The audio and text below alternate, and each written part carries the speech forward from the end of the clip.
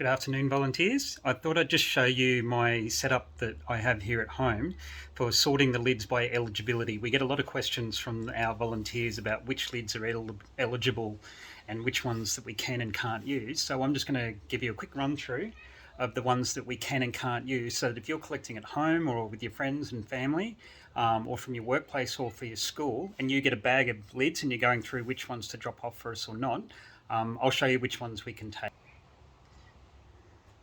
Okay, here we go. So what we do when we get a bag of lids, we empty it out so that we can see them all. And the lids that we can take are very simple. There's only three types of lids that we can use. We can use milk lids, we can use water bottle lids, and we can use soft drink bottle lids. They're the only three. So milk, water and soft drink lids. All of the lids that we can't use, that we take out and put in all of these other buckets here, primarily the ones that we take out first are all the pop top lids. We can't use these because the lid, the base and the little bit that pops up inside it are all three different types of plastic. The other most important thing that we need all of our volunteers to do is take these milk inserts out of the milk lids. We can't use them with this in there. They can't be shredded. So I'd suggest taking it out before they're washed. So if you can see there, they've just got milk residue that gets trapped in behind it. So the most important thing is to take those out. The next batch of lids that we can't accept, we call them school lids, because they're all the ones that we give to all the kindies, preschools, daycare centres, for art and craft and murals. So it's any lid off a fruit juice, cordial, vitamins or medicine. The two ways to tell is they'll have a non-removable rubber insert inside, like this one. Another type is these smaller ones here. They have a non-removable rubber insert in them as well. And the other way to tell is that they're bigger. They're just taller than a normal lid. So if I get a milk lid here and these other type, you can see they actually stand quite a bit taller. So, and they're very, very rigid. So those ones we take out as well.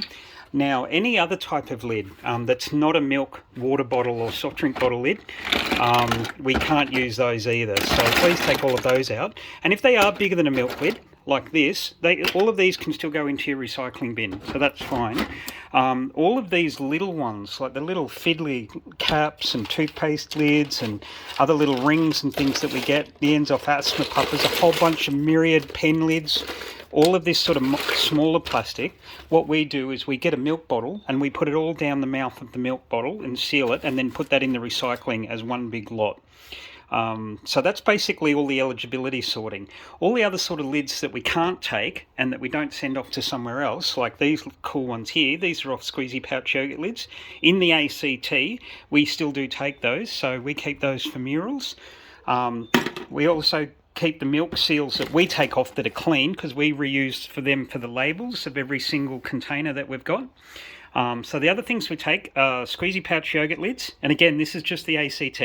So beer bottle tops, all of these steel lids, Squeezy Pouch yogurt lids, corks, of course bread tags, we've been taking those since the very start. I haven't actually got any at the moment, I've already given these all off, but all the blister packs from your medicine we can take, batteries, and also metal lids. So all of these aluminium lids off your wine caps, as well as the stubby lids that I showed you before. Here's some blister packs here. So all aluminium.